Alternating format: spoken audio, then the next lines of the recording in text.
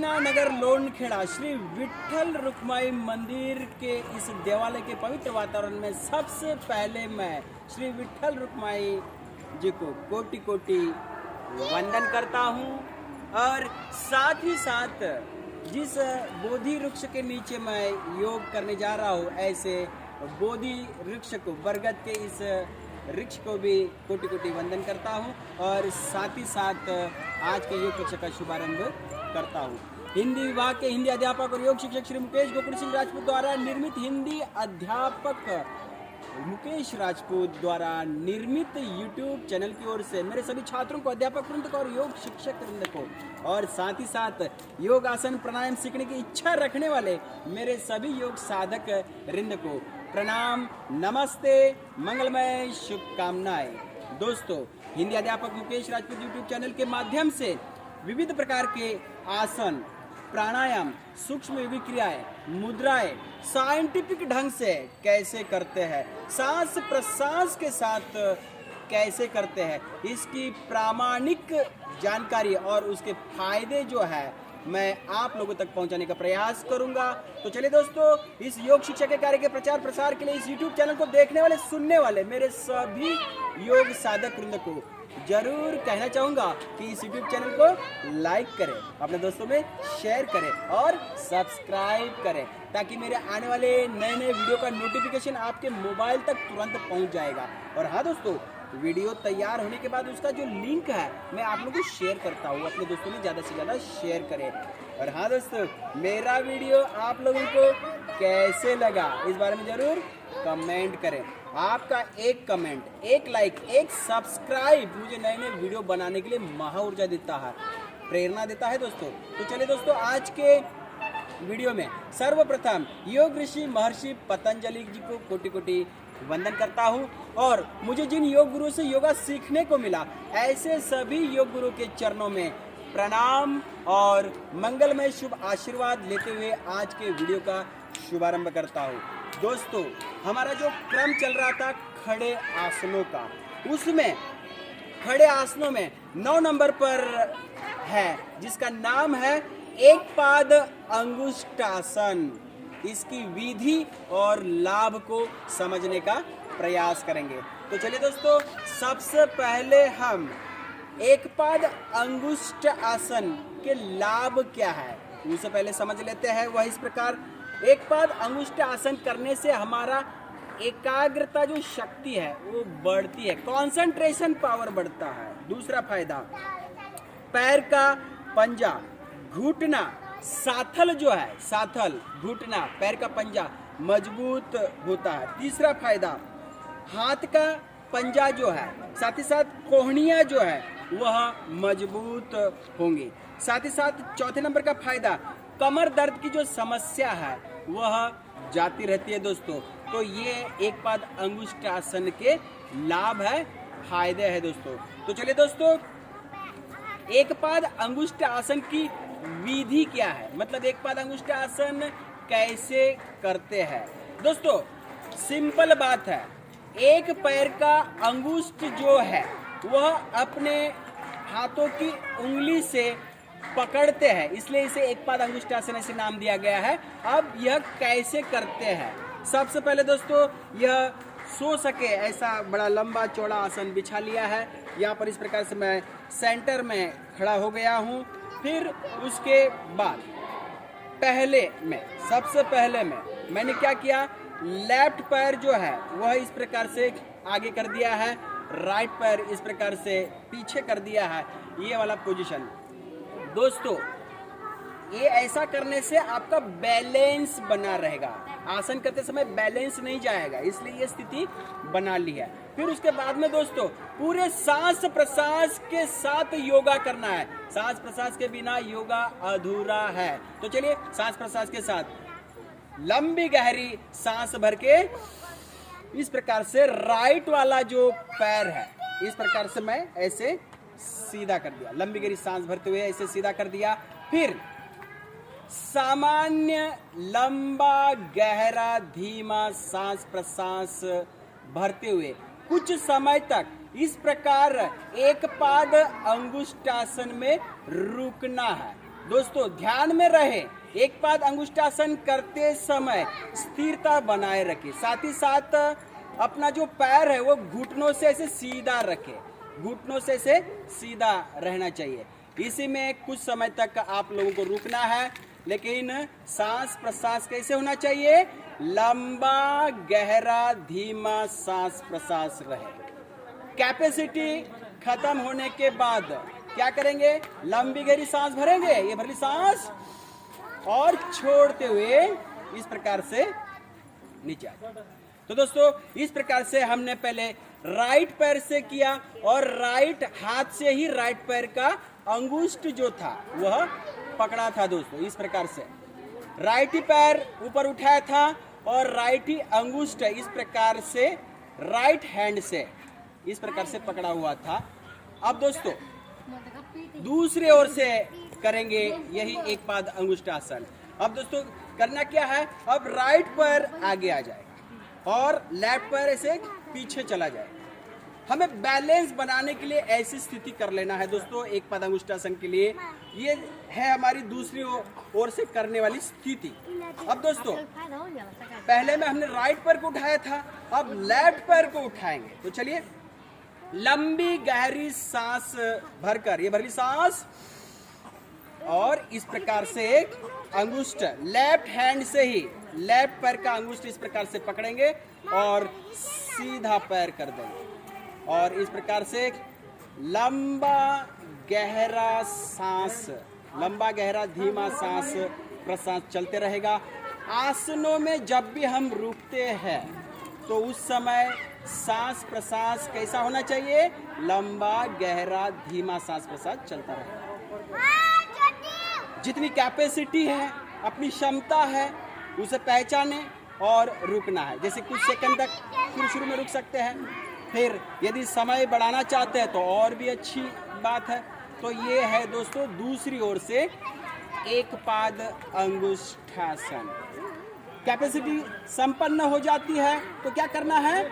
आसन छोड़ना है। तो लंबी गहरी सांस भरेंगे पहले और सांस छोड़ते हुए इस प्रकार से जो अंगुष्ठ पकड़ा हुआ था वो छोड़ देंगे, पैर नीचे, हाथ नीचे आ जाएगा। तो दोस्तों इस प्रकार से यहाँ पर हमने एक पाद अंगुष्ठासन सांस प्रश्वास के साथ कैसे करते हैं उसकी विधि को समझा, साथ ही साथ यहाँ पर लाभ भी मैंने बताया। अब दोस्तों अगले इसमें 10 नंबर का आसन आता है जिसका नाम है नटराज आसन।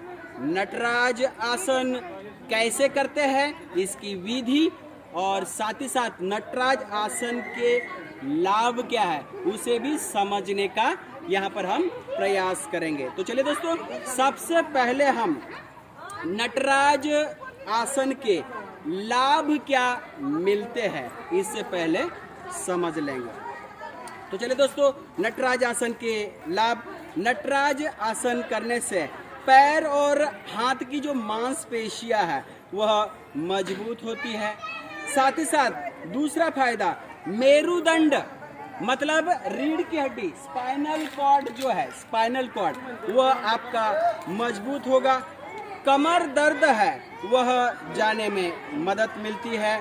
साथ ही साथ तीसरे नंबर का फायदा आपका एकाग्रता शक्ति जो है, कंसंट्रेशन पावर जो है वह आपकी बढ़ेगी। साथ ही साथ दोस्तों चौथा फायदा मेरुदंड, उसकी जो मांसपेशियां है वह बलिष्ठ बनेगी। और आखिरी जो फायदा है दोस्तों घुटना, साथ ही साथ साथल जो है उसमें मजबूती आएंगी। साथ ही साथ आपको कंसंट्रेशन हर क्षेत्र में चाहिए, इसमें यह फोकस पॉइंट में लाभ देगा दोस्तों। तो चलिए दोस्तों यह है नटराज आसन के लाभ कौन से मिलते हैं। अब यहाँ पर नटराज आसन कैसे करते हैं इसकी विधि भी समझना महत्वपूर्ण है। तो चलिए हम नटराज आसन कैसे करते हैं वह यहाँ पर समझ लेते हैं दोस्तों इस प्रकार। तो चलिए दोस्तों नटराज आसन कैसे करते हैं उसकी विधि। दोस्तों इस प्रकार से आसन पर मैं खड़ा हूँ अब क्या करना है दोस्तों, आपका जो लेफ्ट पैर है वह इस प्रकार से आगे लेके आएंगे, लेफ्ट पैर। फिर राइट पैर जो है इस प्रकार से आपका पीछे चला गया। ये आपकी पोजीशन हो गई। पहले बैलेंस बनाने के लिए दोस्तों यह बहुत अच्छा तरीका है ये नटराज आसन करने का। अब दोस्तों सांस प्रश्वास के साथ ये आसन कैसे करेंगे, लंबी गहरी सांस भर के, ये भरली सांस, और राइट पैर को पीछे से ऐसे उठाएंगे और अंगुष्ठ को राइट हैंड से ही पकड़ने का प्रयास करेंगे और लेफ्ट हैंड जो है, लेफ्ट हाथ जो है इस प्रकार से आगे कर देंगे। ये वाली पोजीशन जो है ये नटराज आसन में आपकी तैयार हो जाएंगी दोस्तों। इसमें ही कुछ समय तक आप रुकने का प्रयास करेंगे, जितनी क्षमता है। बॉडी को ज़्यादा फोर्स नहीं करेंगे, जितनी क्षमता है उतना ही रुकना है।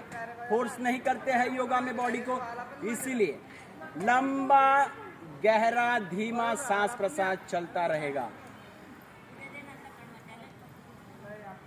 फिर कैपेसिटी संपन्न हो गई तो क्या करना है, लंबी गहरी सांस भरना और छोड़ते हुए पीछे से पैर छोड़ देंगे, हाथ नीचे आ जाएगा और सामान्य स्थिति में आ जाएंगे। अब दोस्तों दूसरी ओर से यह नटराज आसन करना है। अब दूसरी ओर से राइट पैर आगे रखेंगे पहले, फिर लेफ्ट पैर जो है वो इस प्रकार से पीछे रखेंगे और फिर वैसे ही सांस प्रश्वास के साथ ये भरली सांस और पीछे से लेफ्ट वाला पैर उठाएंगे ऐसे और इस प्रकार से अंगुष्ठ को जो है ऐसे लेफ्ट वाले हाथ से ही पकड़ने का प्रयास करेंगे और राइट वाला जो हाथ है इस प्रकार से आगे ऐसे रहेगा। इस प्रकार से आप यहाँ पर भी ऐसे पकड़ सकते हैं पंजे को और खींचने का ऐसा प्रयास करेंगे।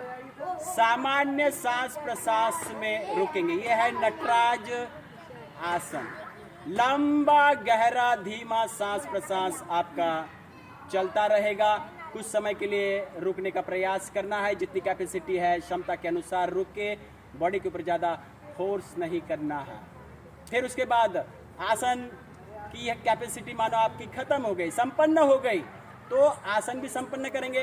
तो क्या करना है, लंबी गहरी सांस भरना पहले और छोड़ते हुए, सांस छोड़ते हुए पैर पीछे से छोड़ देंगे, हाथ आगे से नीचे लेके आएंगे।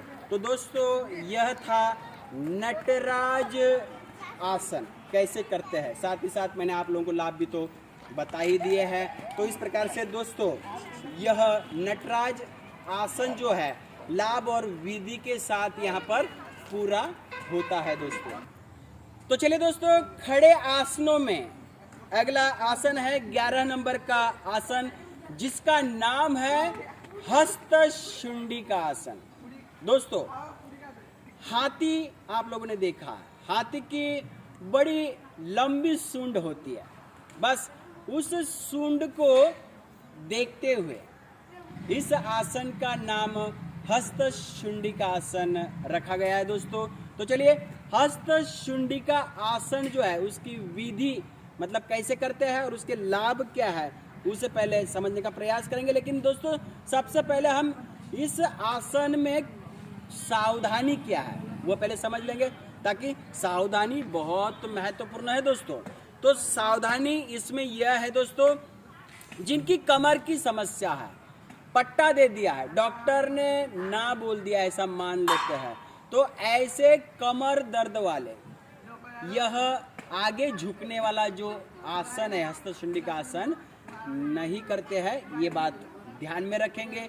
साथ ही साथ हाई बीपी वाले हैं, हार्ट की समस्या वाले हैं, वह तेजी से क्रिया नहीं करते यह हस्तशुंडी का आसन की। तो इस बात को ध्यान में रखते हैं सावधानी में। और फिर इस आसन के हस्तशुंडी का आसन के लाभ क्या है उसे समझ लेते हैं दोस्तों। हस्तशुंडी का आसन करने से हाथों की जो कोहनियाँ होती है, कंधे होते हैं, वह मजबूत होते हैं दोस्तों। साथ ही साथ हृदय, सीना, हंसली, फसली, डायफ्राम जो है वह मजबूत होगा। आपकी रीढ़ की हड्डी लचीली होगी, कमर को बहुत अच्छा लाभ मिलेगा। और साथ ही साथ दोस्तों हमारी फेफड़े की जो कैपेसिटी है, लंग्स की जो कैपेसिटी वो बढ़ती है दोस्तों। जिसके फेफड़े मजबूत हो जाते हैं, जिसके लंग्स जो है मजबूत हो जाते हैं, वो कई व्याधियों से अपने आप मुक्त हो जाता है। इसलिए दोस्तों फेफड़े की कैपेसिटी बढ़ाना है तो आप लोगों को यह आसन अति उत्तम है। हमारी फेफड़े की नेचुरल कैपेसिटी होती है 500 ml की।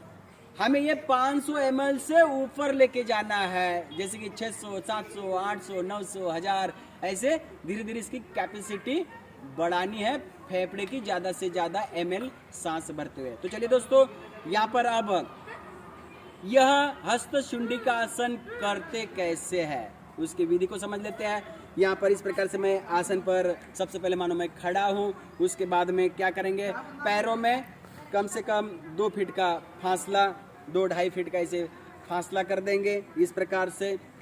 और फिर दोस्तों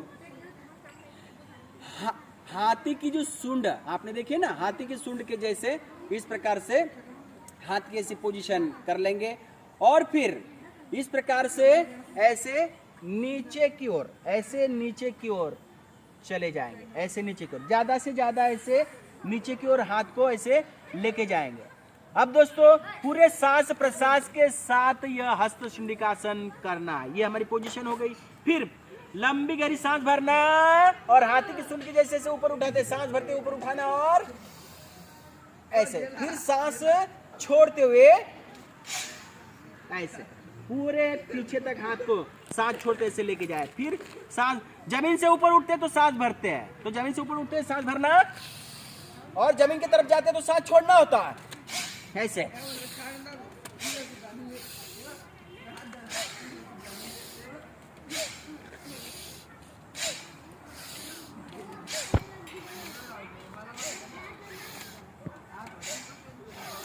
फिर लंबी गहरी सांस भरना और सांस छोड़ते हुए हाथ को ऐसे नीचे लेके आना और रिलैक्स हो जाना है दोस्तों। तो इस प्रकार से दोस्तों हमने यहाँ पर हस्तशुंडी का आसन सांस प्रश्वास के साथ कैसे करते हैं, इसे विधि के साथ साइंटिफिक ढंग से समझने का यहाँ पर प्रयास किया है दोस्तों।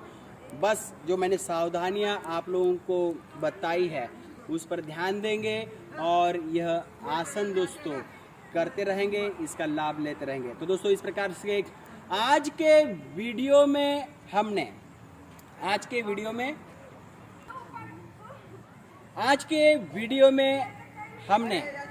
नटराज आसन, साथ ही साथ एक पाद अंगुष्ठासन और हस्तशुंडी का आसन कैसे करते हैं साइंटिफिक ढंग से, बड़े आराम से सांस प्रश्वास के साथ मैंने यहाँ पर समझाने का प्रयास किया है। साथ ही साथ उसके लाभ क्या है वह भी आप लोगों को बताया, और ये आसनों में कौन सी सावधानी जो है वो रखना है इसके बारे में भी आप लोगों को बताया। तो दोस्तों इस प्रकार से मैं योग, आसन, प्राणायाम, सूक्ष्म क्रियाएं, इसके बारे में नए जो वीडियो है और वह भी सांस प्रश्वास के साथ साइंटिफिक ढंग से आप लोगों तक पहुंचाने का प्रामाणिक प्रयास करते रहूँगा।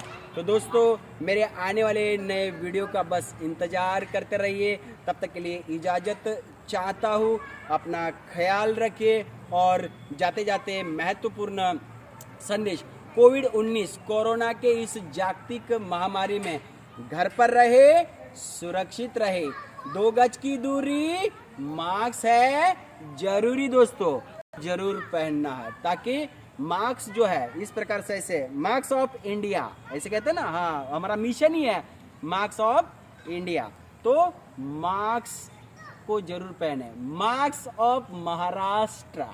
तो दोस्तों मार्क्स जरूर पहने, ताकि मार्क्स पहनने से हम भी स्वयं सेफ्टी हो जाते हैं और अपने परिवार को भी हम सेफ्टी रखते हैं। और साथ ही साथ जहाँ जहाँ हम जा रहे हैं ऐसे जगह पर भी दूसरों को हम सेफ्टी रखते हैं।